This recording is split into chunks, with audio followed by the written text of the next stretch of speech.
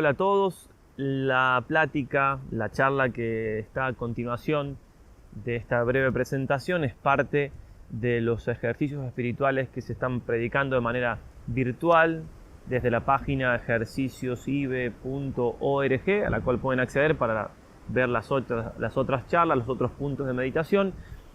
Si bien estas pláticas corresponden a los ejercicios y dentro del marco de los ejercicios quizás se entienden un poco más, sin embargo son temas de mucho provecho en general, como son la oración, la mortificación, la abnegación, el apostolado laical y lo que es una reforma de vida. Espero que les sean de mucho provecho, los encomendamos a nuestras oraciones, le pedimos por los frutos a nuestra Madre del Cielo. En el nombre del Padre, y del Hijo, y del Espíritu Santo. Amén. Bendito y alabado sea Jesús en el Santísimo Sacramento del altar.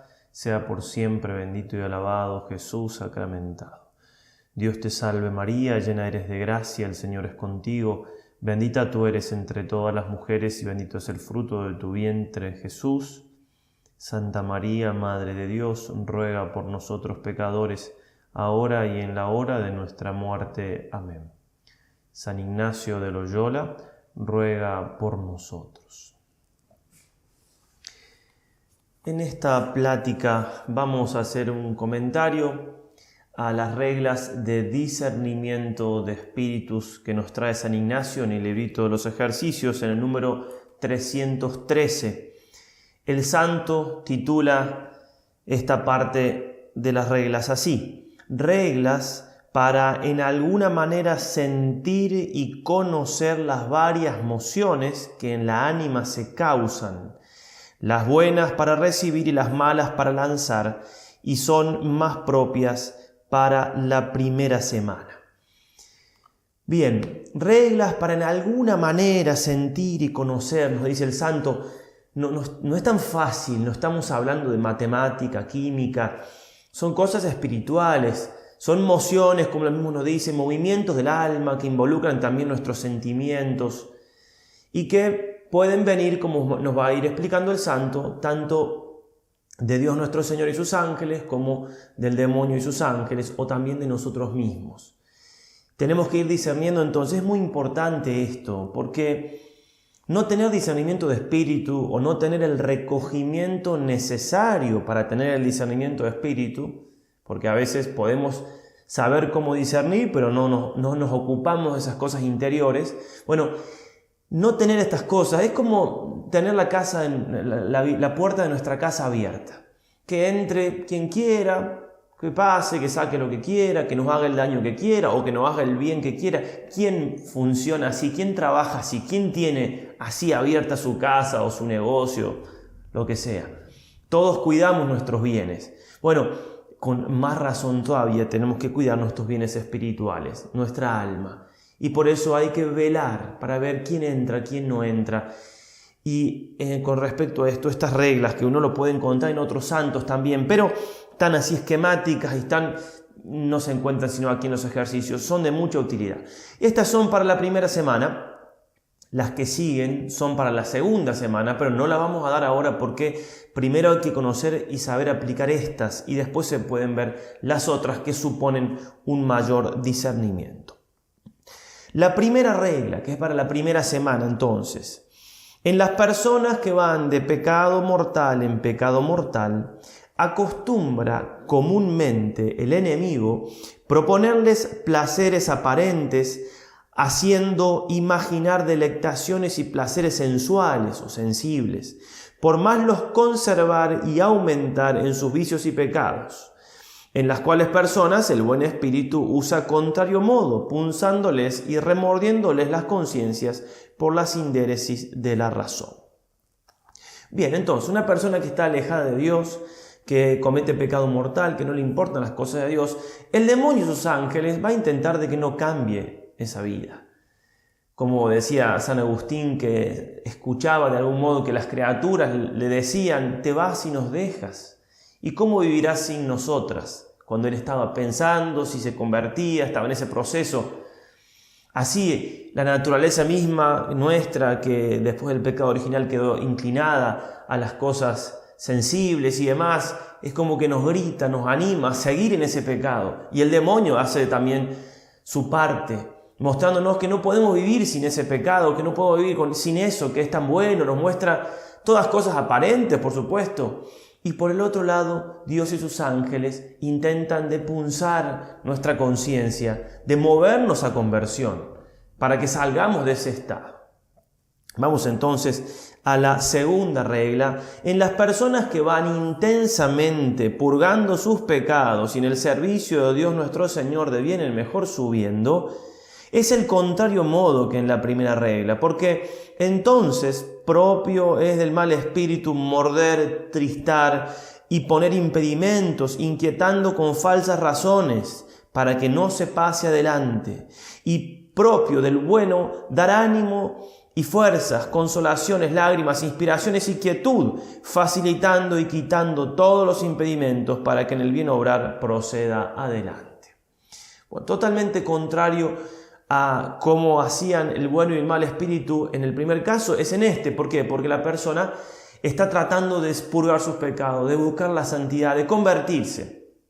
Por supuesto que entre estos dos estados de personas hay el que está en pecado y no quiere salir de ahí, el que está buscando intensamente ser santo, hay un sinnúmero entre medio, pero nos sirven los parámetros para ver cómo trabajan, por así decirlo, el bueno y el mal espíritu.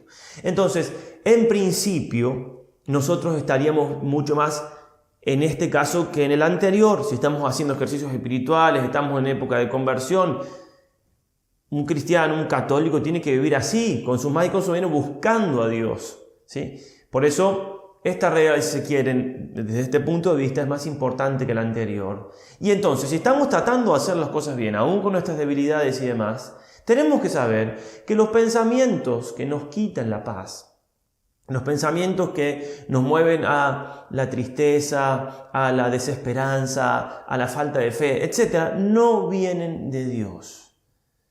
Que son entonces del mal espíritu, que San Ignacio lo va a decir tan claramente, buscan morder, tristar, poner impedimento con falsas razones y con medias verdades. Y los pensamientos que vienen con sus propias emociones, con sus sentimientos, que nos mueven a lo contrario, es decir, a la alegría espiritual, a la esperanza, a la paz, son de Dios y sus ángeles. Porque Dios quiere que sigamos en ese camino que hemos emprendido, por supuesto, y el demonio quiere todo lo contrario, quiere poner palos en la rueda. Esta regla no es tan difícil de entender, pero es difícil de aplicarla. Entonces nos viene un pensamiento de afuera que nos turba, que nos quita la paz. Rápidamente tenemos que decir, esto no es de Dios, lo tengo que dejar ahí a un lado. No puedo perder tiempo, porque si pierdo tiempo ya le doy tiempo al demonio, si se quiere, porque... ¿Y cuántas veces perdemos tiempo y ese pensamiento que nos quita la paz nos lleva a otro y ese a otro? Porque nos faltó discernimiento y nos faltó ver realmente esto no es de Dios. ¿Por qué? Por lo que me produce.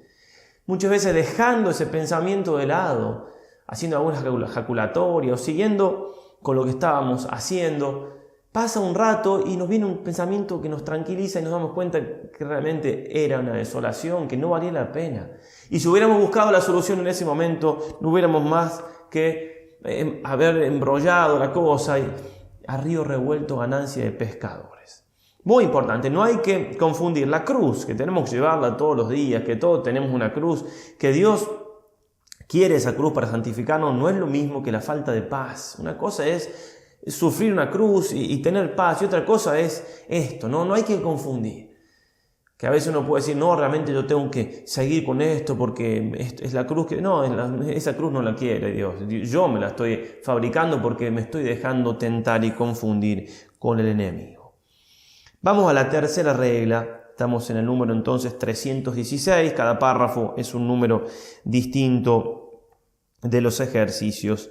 La tercera regla va a decir así: la consolación espiritual. Llamo consolación cuando en la ánima se causa alguna emoción interior, con la cual viene la ánima a inflamarse en amor de su Creador y Señor, y consiguientemente cuando ninguna cosa creada sobre la faz de la tierra puede amar en sí, sino en el Creador de todas ellas.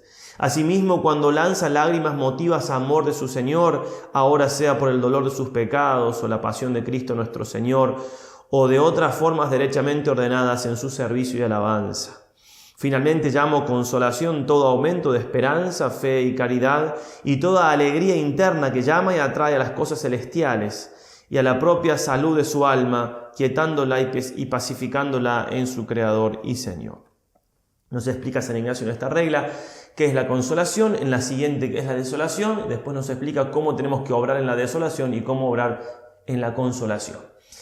La consolación entonces es cuando de algún modo todo sonríe, cuando tenemos ganas de ser santos, de ser buenos, donde no nos importan las ofensas, donde todo realmente es una gran alegría.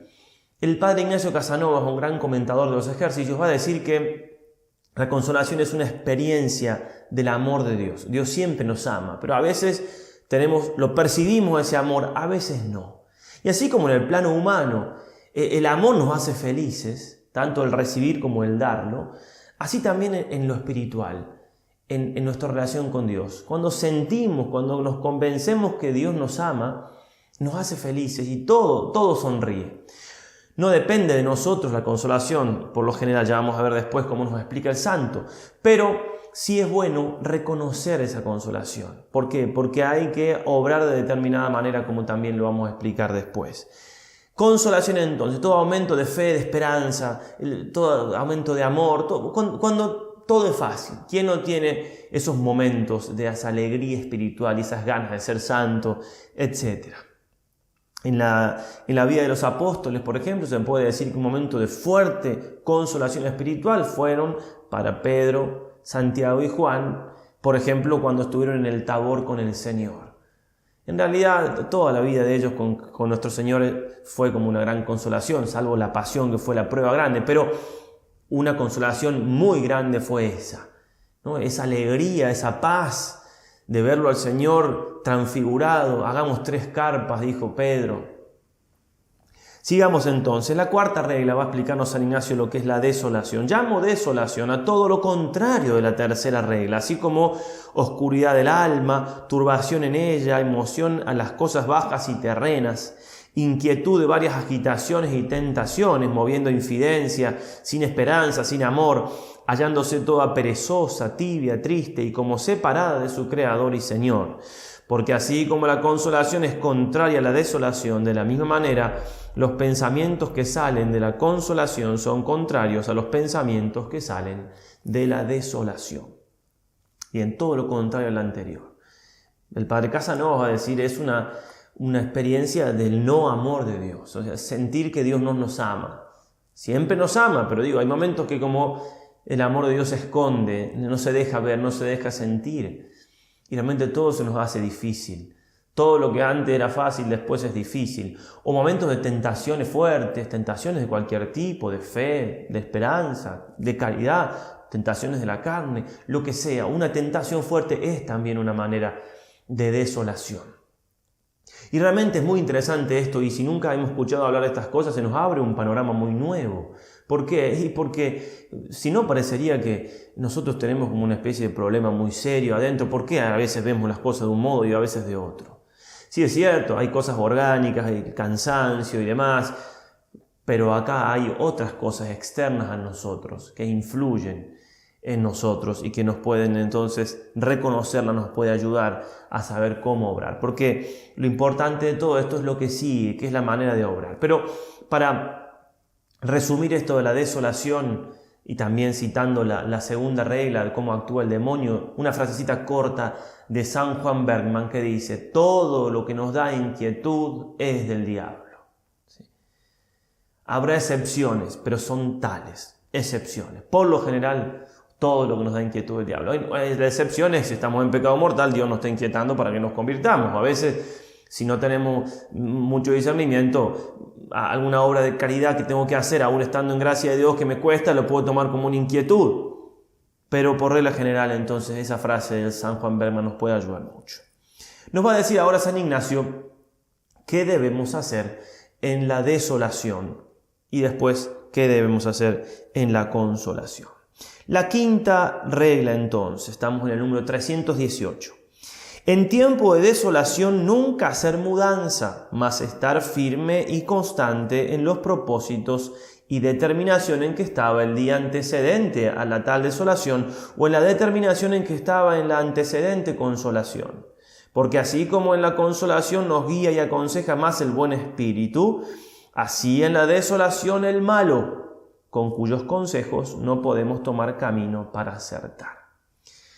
Estamos desolados entonces, todo se nos plantea gris, el horizonte se ve muy oscuro, todo nos cuesta. Lo primero, no cambiar los propósitos, no hacer mudanza. En desolación no hacer mudanza, tiene que ponerse firme ese principio en nosotros, con la ayuda de la gracia de Dios. Si hacemos mudanza en la desolación, no vamos a perseverar en nada.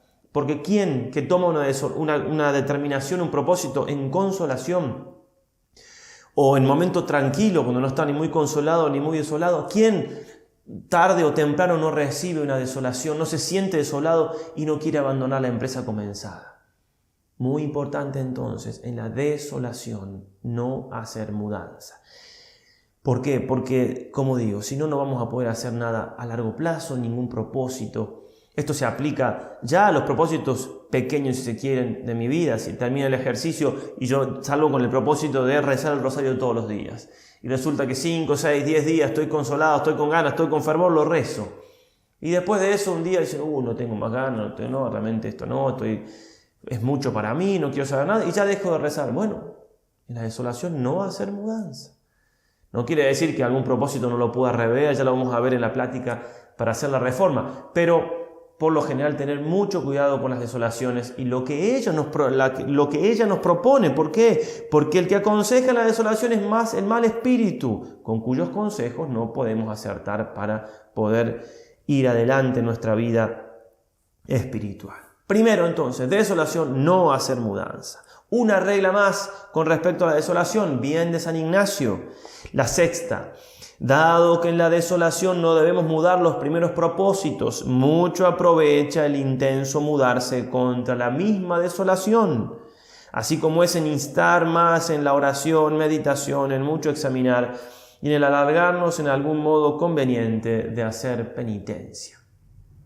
Realmente que eso es muy de San Ignacio, no solamente defendernos, sino también atacar. Como se dice, la mejor defensa es el ataque. No tengo ganas de rezar, me había propuesto rezar entonces un rosario y realmente veo que tengo tiempo y todo, pero no tengo ganas hoy. Bueno, voy a rezar, aunque sea 3 Ave Marías más. O lo voy a rezar con más esfuerzo de la voluntad, con más fervor, dentro de lo que ese fervor dependa de mí. Tengo que hacer mi hora de meditación y mi media hora de meditación que me propuse para estos ejercicios y llegan los 25 minutos y no quiero saber más nada. Voy a estar 2 minutos más o 3. Me había propuesto en esta Semana Santa hacer algún ayuno, no comer menos, y llega el momento y tengo un hambre y una gana de... Voy a hacer un poco más. Realmente decirlo es fácil, entenderlo también. Hacerlo no es fácil. Pero ahí está la diferencia de quien busca la santidad de verdad, el que se mortifica para alcanzar la santidad y el que no lo hace. Animarse entonces, porque es la manera de vencer en la tentación, en la prueba, en la desolación, y también, como vamos a ver, es la manera de que la desolación se vaya de manera más rápida. Que en la desolación nadie está contento, ¿no? Por más que a veces nos ayude y todo, pero para hacernos fuertes, y entonces ganamos nosotros. Le pongo firmeza, le pongo rostro, hacer lo que se llama el agere contra, que significa hacer la contra. Bueno, pero ahí más rápidamente voy a recuperar el fervor y la alegría espiritual, la consolación, además de los méritos que gano delante de Dios. Vamos con la regla siguiente, la séptima, número 320. El que está en desolación considere cómo el Señor le ha dejado en prueba en sus potencias naturales, para que resista a las varias agitaciones y tentaciones del enemigo, pues puede con el auxilio divino, el cual siempre le queda, aunque claramente no lo sienta. Porque el Señor le ha abstraído su mucho fervor, crecido amor y gracia intensa, quedándole, sin embargo, gracia suficiente para la salud eterna. Es decir, nos invita San Ignacio a estar tranquilos, a entender, va unida también a la que sigue esta regla, a entender que el Señor no se siente, pero no me ha dejado solo. No es que no está más conmigo, no es que se olvidó de mí, No es que no me va a dar la gracia para superar la prueba, no, ese no es Dios. Como dice aquel principio teológico, ¿no? Dios no abandona sino a quien Él lo abandona primero. Si yo lo abandono a Dios, me quedo solo, pero yo lo abandono, Él nunca me deja solo. En las tentaciones, en las pruebas, en las desolaciones, Dios está, y a veces está más cerca mío todavía para ayudarme, aunque yo no lo sienta. Conocida es la historia de Santa Catalina de Siena, a quien se le apareció el demonio en forma humana y obscena, ¿no? Teniendo en eso mucha tentación contra la castidad. Y ella ya era religiosa y de probada virtud. Pasó la prueba y se le apareció el Señor. Y ella entonces le reclamó al Señor: Señor, ¿por qué me dejaste sola? ¿Dónde estabas? Y el Señor le dijo: ¿caíste? Y le dice: no, Señor, no caí. Bueno, ahí estaba yo, le dice el Señor. Y Jesús estaba con ella, aunque no se dejaba sentir, ver, parecía que estaba sola. Nunca estamos solos entonces. Esto nos tiene que ayudar en el momento de la prueba. ¿Para qué? Sobre todo para tener paciencia y tranquilidad, que es lo que se sigue de esto, de lo que acabamos de leer, que es la octava regla. El que está en desolación trabaje de estar en paciencia, que es contraria a las vejaciones que le vienen, y piense que será pronto consolado, poniendo las diligencias contra tal desolación, como está dicho en la sexta regla, es decir, hacer la contra. Paciencia, ya va a pasar. Así como cuando el sol se pone detrás de las nubes y bueno, ya va a salir de nuevo. Así como las cosas humanas, ¿sí? Las cosas van cambiando y vuelve, bueno, también en lo espiritual.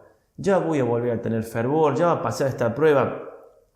Lo que naturalmente nos sale pensar y lo que el demonio trata que pensemos en ese momento es: si no puedo más, no resisto más esto. Y quizás si pensamos un poquito el día anterior o un par de horas anteriores estábamos muy bien. Y entonces vamos a volver a estar bien, vamos a volver a estar en consolación, va a pasar la prueba. Y mientras tanto también pensar: el Señor no se ha ido, el Señor está conmigo. Por último, con respecto a las desolaciones, San Ignacio nos va a traer aquí las 3 causas por las cuales podemos estar desolados, que nos ayudan también mucho a entenderlas y a tratar de evitarlas en cuanto está de nuestra parte. Estamos en el número 322, la regla número 9.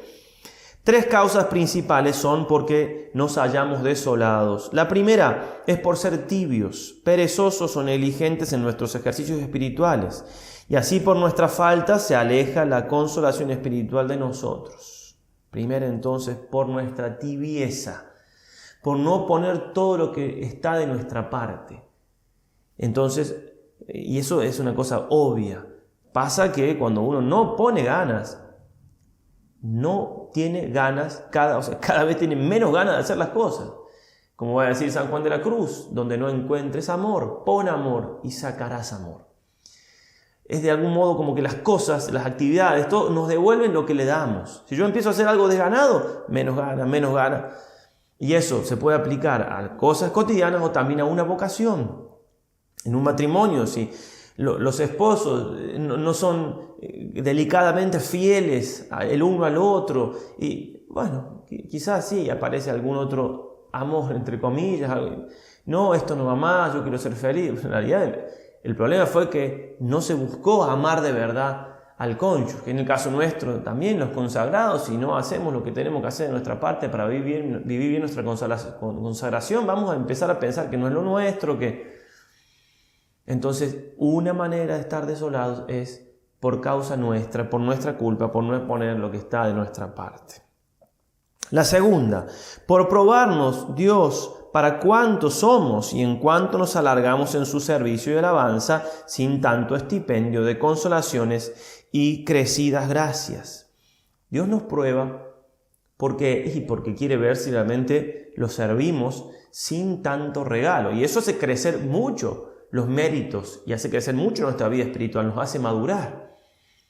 ¿Quién cuando era pequeño no recibió de parte de sus padres una golosina o unas moneditas por hacer una tarea? Se lava los platos y te damos bien. Bueno, uno va creciendo y después ya no hace falta eso. Uno tiene que empezar a entender que las cosas se hacen por el amor a la virtud, por la caridad al prójimo, por el amor a Dios. Lo mismo Dios. Entonces, al principio de nuestra consolación o en algún momento de nuestra vida espiritual, nos consuela, nos da más regalos espirituales, más gracias, sensibles, que las sentimos, que son espirituales, redundan en nuestra sensibilidad, etc. ¿Para qué? Para ayudarnos a justamente seguir en ese camino. Sin quizás esas consolaciones no lo haríamos. Ahora, vamos tomando fuerza, vamos haciéndonos más virtuosos con la ayuda de Dios, de su gracia, y Dios entonces retira la consolación para probarnos. Sí, en la vida espiritual, por ejemplo, de un religioso, de un novicio, bueno, es propio del noviciado una consolación muy grande de parte de Dios. ¿Por qué? Porque acaba de dejar el mundo, y dejar el mundo no es fácil, y entonces Dios le regala. Ahora van pasando los años y Dios va probando un poco más y saca esas consolaciones. ¿Por qué? Para que la persona vaya tomando más fuerza por sí misma, y además porque lo ve Dios con más fuerzas para hacer. Por último, dice San Ignacio, la tercera causa por la cual podemos estar desolados es para darnos noticia, Dios, y conocimiento para que internamente sintamos que no es de nosotros traer o tener devoción crecida, amor intenso, lágrimas, ni otras algunas consolación espiritual, más que todo es don y gracia de Dios nuestro Señor. Y porque en cosa ajena no pongamos nido, alzando nuestro entendimiento en alguna soberbia o vanagloria, atribuyendo a nosotros la devoción o las otras partes de la consolación espiritual. Entonces, otro motivo puede ser para humillarnos. Es decir, si Dios continuamente nos diera consolación, y nosotros muy fácilmente caeríamos en soberbia, en pensar que somos santos, que podemos, que realmente somos. Basta que Dios quite un poquito esa consolación y sintamos la tentación o nuestra debilidad, bueno, para que ya la humildad crezca mucho y sepamos que somos uno más del montón, que somos nada más pecado, que en definitiva necesitamos la ayuda de Dios. Por eso, volviendo al ejemplo de la vida de un novicio, pero se puede aplicar, cambiando lo que haya de cambiar, a cualquier persona que vive bien su fe. El novicio suele tener, o la novicia, una cierta soberbia espiritual se llama, porque por estar tan consolado piensa que juzga con dureza a los demás, piensa que van pasando los años, Dios va quitando algunas consolaciones, y eso ayuda también a juzgar con más humildad a los demás, porque se vive también la pequeñez, la debilidad. Entonces, resumiendo la desolación, o sea, ¿qué hacer en la desolación una vez que identificamos? Entonces, no hacer mudanzas, seguir firme, hacer la contra la desolación, tratar de estar tranquilos, en paciencia, sabiendo que Dios no se ha ido, y tratar de buscar cuál es el motivo. Y si el motivo es que no he sido que he sido tibio, bueno, poner lo que está de mi parte. Si es que Dios me doy cuenta que me quiere humillar porque bueno, dar gracias a Dios porque me hace bien. ¿Sí? Tratar entonces de descubrir. Y si Dios me está probando, entonces, bueno, pedirle la fuerza para poder responder acorde a esa prueba que Él me manda, para que yo pueda estar más vigoroso y más fuerte espiritualmente. Pasamos ahora a las reglas de la consolación espiritual. La consolación espiritual es todo lo contrario a la desolación, entonces lo que hay que hacer también es todo lo contrario. Vamos a la regla, a la décima, número 323.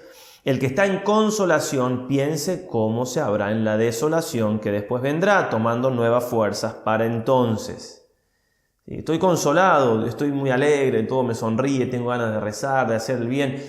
Tomar fuerzas. ¿Por qué? Porque va a pasar eso. Los apóstoles, Pedro, Santiago y Juan, en el Tabor tendrían que haber tomado fuerzas. Y eso se puede hacer incluso tratando de hacer que esa consolación se transforme en ideas. Bueno, ¿qué me está diciendo Dios con esto?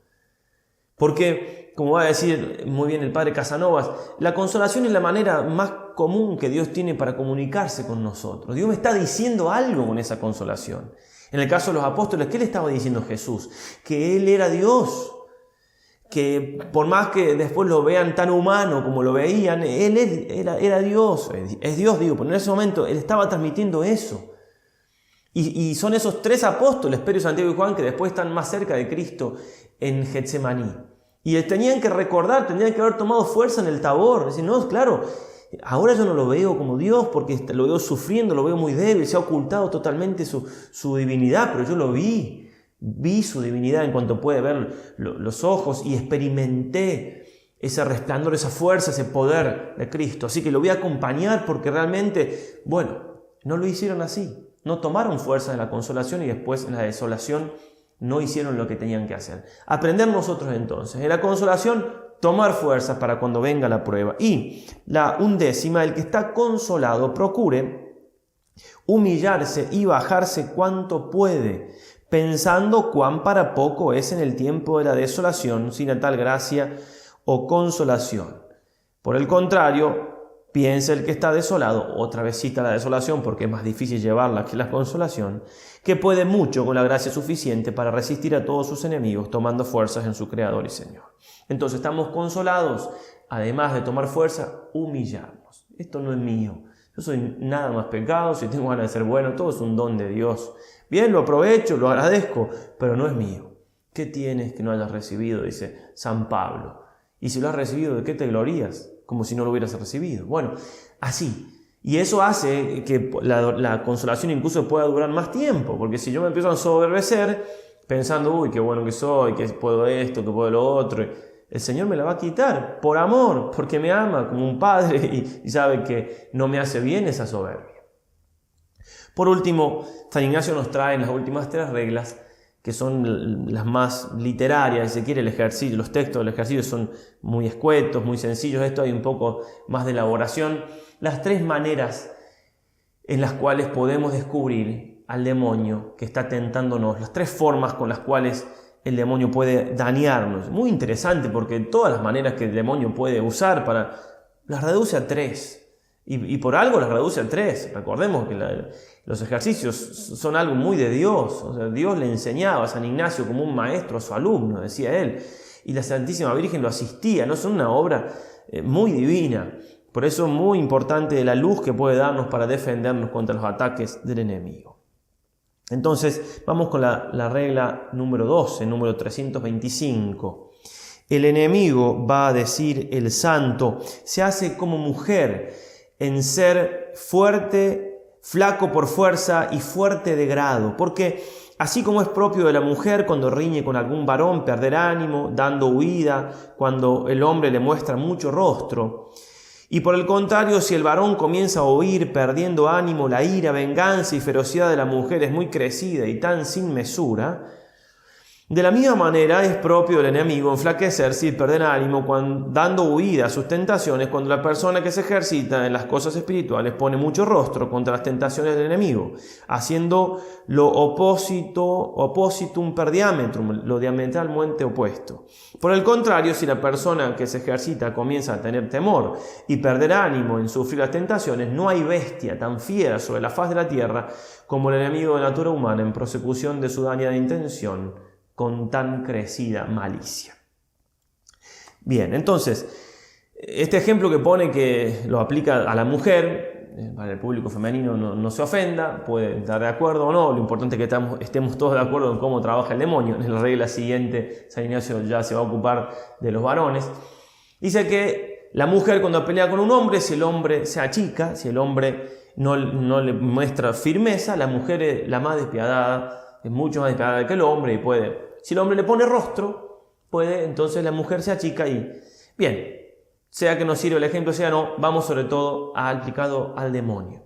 Y en el demonio sí es muy claro. Si el demonio me presenta una tentación, es decir, si noto que hay algo, una cosa interna, que el demonio me está tratando de, como los dibujitos animados, que dice, bueno, una voz, no es una voz, pero una idea, ¿no? Que hasta la imaginación puede penetrar el demonio, puede incitarme a hacer algo...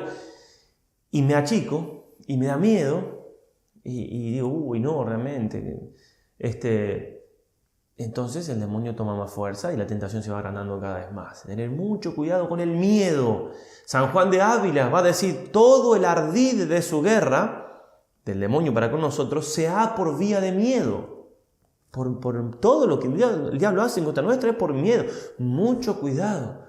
Entonces, porque utiliza nuestros miedos, en este momento también la situación tan difícil que hay por qué temer si quiere, tener cuidado, que el demonio puede aumentar eso y tenemos que hacer actos de confianza en Dios y en todo momento entonces el dominio que uno tiene de sus pasiones, en este caso del miedo, también me ayuda mucho para la vida espiritual y por eso se cuentan de los padres del desierto que muchas veces iban a dormir al lado de los sepulcros, ¿sí? En lugares así en cementerios, para vencer el miedo. Y ese vencer el miedo, ese dominio, también les ayudaba después, cuando el demonio por vía de miedo quería tentarlos y hacerlos achicar. Entonces, si uno le pone rostro a la tentación, si uno dice, bueno, con la ayuda de Dios todo lo puedo, y la tentación se va, el demonio se achica y se va. Como hizo el Señor en las tentaciones del desierto, no tuvo un diálogo. Es más, el Señor le respondió como a otro nivel, con palabras de la Escritura además, que también nos pueden ser muy útiles. No, entonces el demonio lo dejó. Tener, va a decir San Juan de Ávila, una santa soberbia. Santa soberbia, no una soberbia que yo puedo, sin ayuda de Dios no puedo nada. Con la ayuda de Dios sí puedo todo. Todo lo puedo en aquel que me conforta, va a decir San Pablo. San Ignacio, en el tiempo de su conversión, cuando estaba haciendo él los ejercicios, estuvo como 9 meses haciéndolo y también estaba escribiendo el primer boceto, entrando en Manresa, en una iglesia, siente como un pensamiento de fuera que viene y le dice que lo podemos tener nosotros también. Vas a resistir con estas penitencias que estás haciendo, 30 años de vida que te quedan. Él estaba haciendo muchas penitencias. Y se dio cuenta que ese pensamiento le quitaba la paz, se dio cuenta y respondió interiormente, no tengo asegurado un día de mi vida, me voy a preocupar por 30 años. Y dice él, pasó la prueba y quedó tranquilo. Muy importante, si él no hubiera aplicado esta regla, que justamente todas estas reglas son frutos de sus experiencias espirituales, quizás que hubiera abandonado el camino comenzado o al menos hubiera perdido tiempo y fuerzas. Entonces, primera regla, el demonio se hace como una mujer, en definitiva, se hace como aquel ante que si uno se achica, ese enemigo toma más fuerzas.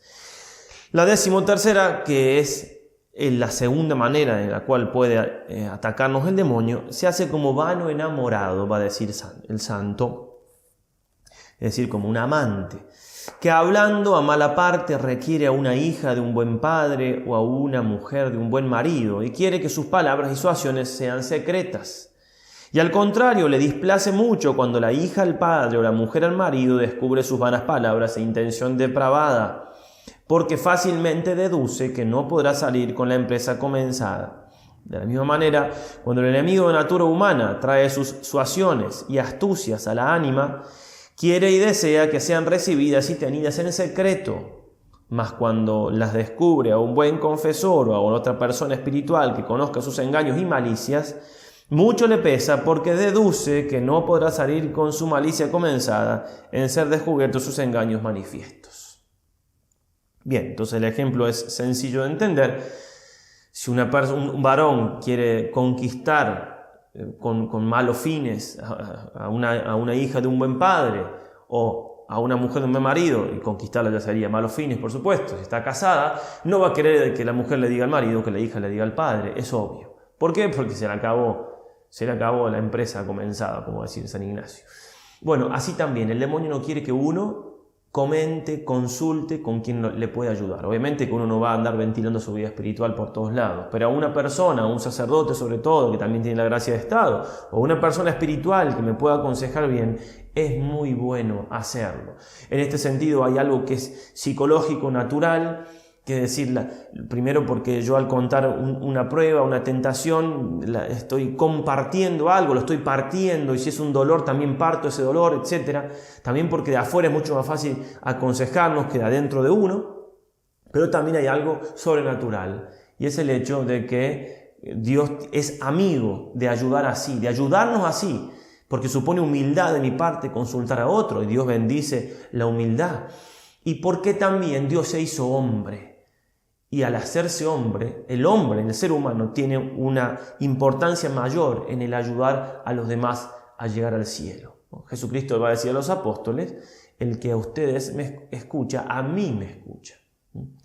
Por eso ahora, como va a decir San Juan de la Cruz, no se puede, como se hacía en el Antiguo Testamento, ir a preguntarle al profeta, y el profeta era casi como de mandar un mensaje de WhatsApp al cielo y Dios contestaba y entonces Dios dijo esto y respondía literalmente, que estaba bien, pero muchas veces se interpretaba mal y hacían las cosas. Ahora ya no se puede hacer eso. ¿Por qué? Primero porque Dios dijo todo lo que tenía que decir en Cristo, que es su palabra, y por otro lado por lo que acabamos de decir. Porque el hombre ocupa un lugar más importante en cuanto tal. Por eso todo lo que implica los consejos que se reciben en la confesión, pero también sobre todo la dirección espiritual. Tener un director espiritual a quien quiere llevar una vida espiritual seria es muy importante. Por internet se pueden hacer consultas, hacemos todo lo posible para responderlas, pero es importante hacerlas. Si no, al cura que tengamos más cerca, repito, también puede ser un laico que sepa de estas cosas, pero por algo tenemos nosotros también la gracia de Estado para hacerlo. Animarse entonces y ser humilde, ¿no? Porque uno puede tener mil excusas, ¿no? Que para qué, si yo puedo, o si está muy ocupado, o son cosas no son importantes. Que el sacerdote me enseñe, que la persona a quien consulte me enseñe qué consultar o no. Pero la humildad entonces puede salvar en este sentido muchas cosas, ha salvado a muchos también esta humildad de consultar, de recibir consejos. Por último, la 14ª, asimismo el demonio se hace como un caudillo para vencer y robar lo que desea, porque así dice el santo, como un capitán y caudillo del campo asentando su real y mirando las fuerzas o disposición de un castillo le combate por la parte más flaca, de la misma manera el enemigo de natura humana rodeando mira en torno todas nuestras virtudes teologales, cardinales y morales, y por donde nos haya más flacos, o sea, más débiles, y más necesitados para nuestra salud eterna, por allí nos bate y procura tomarnos. Nos conoce muy bien el demonio, tiene como una historia clínica nuestra, sabe todos nuestros pecados, cómo reaccionamos ante tal tentación, ante tal otra, cuáles son nuestras virtudes, nos conoce. Y como se dice, más sabe por viejo que por diablo. Cuando digo el demonio, digo cualquier demonio, quizás el que se encarga de nosotros, ¿sí? No importa, no hace falta que sea Lucifer. Hay muchos ángeles caídos. Bueno, entonces, ¿qué tenemos que hacer nosotros? También conocernos, ¿no? Aquella inscripción que estaba en el templo de Delfos en Grecia, ¿no? Conócete a ti mismo.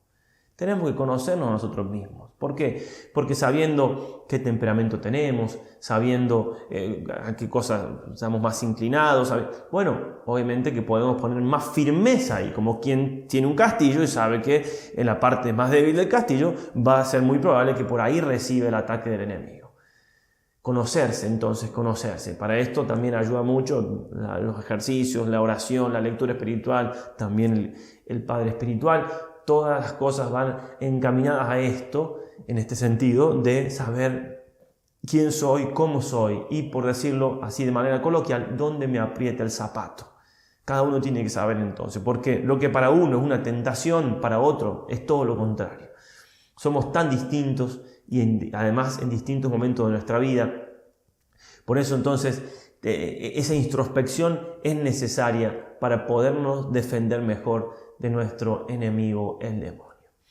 Le vamos a pedir a María Santísima, nuestra Madre del Cielo, la gracia de poder crecer en discernimiento. Estas cosas no solamente hay que entenderlas de manera intelectual, que ya es una cosa buena, ¿sí? Saberlas, conocerlas, sino también hay que aplicarlas. Y decir, bueno, a ver, en esto será así, y después consultar si apliqué bien o no apliqué bien. Y sobre todo tener una vida espiritual seria, porque todo esto que estamos diciendo implica un recogimiento, una vida espiritual seria, un interesarme en la santidad.